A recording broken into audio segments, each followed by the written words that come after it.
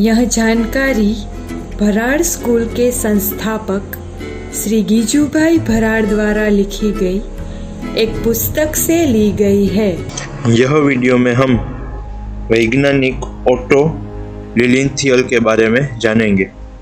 उनका जन्म 23 मई 1848 में बर्लिन में हुआ था।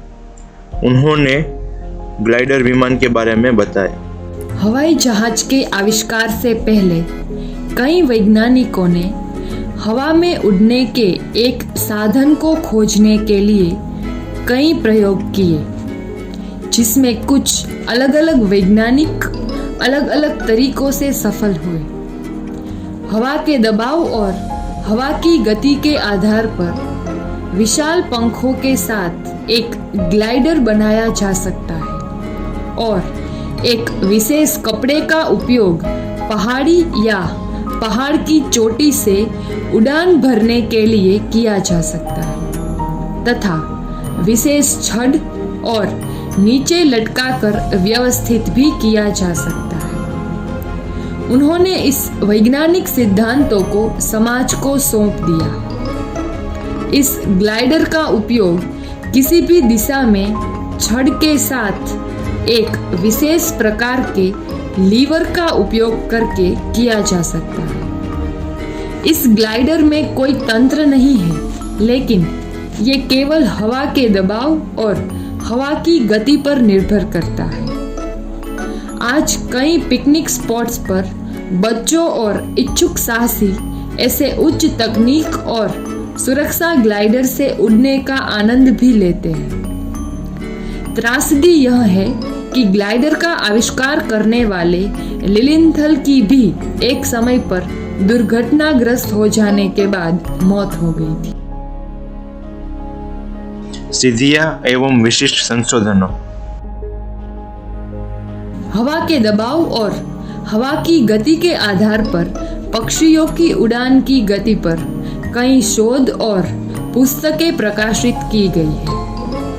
उन्होंने कुछ जानवरों को भी प्रशिक्षित किया जो प्रशिक्षण के माध्यम से हवा में उड़ने के लिए तैयार नहीं हो सकते थे।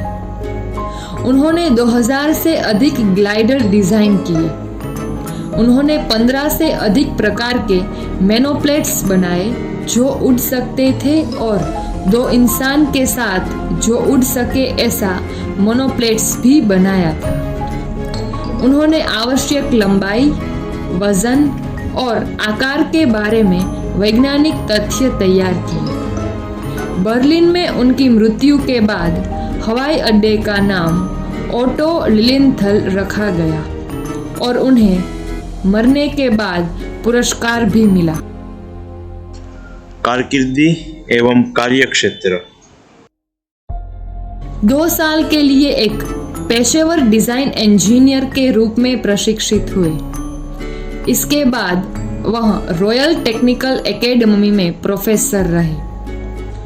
उन्होंने खनन मशीन के सिद्धांतों को विकसित किया और 5 साल बाद उन्होंने बॉयलर तथा स्टीम इंजन बनाने के लिए एक उद्योग की स्थापना के क्षेत्र में प्रवेश किया।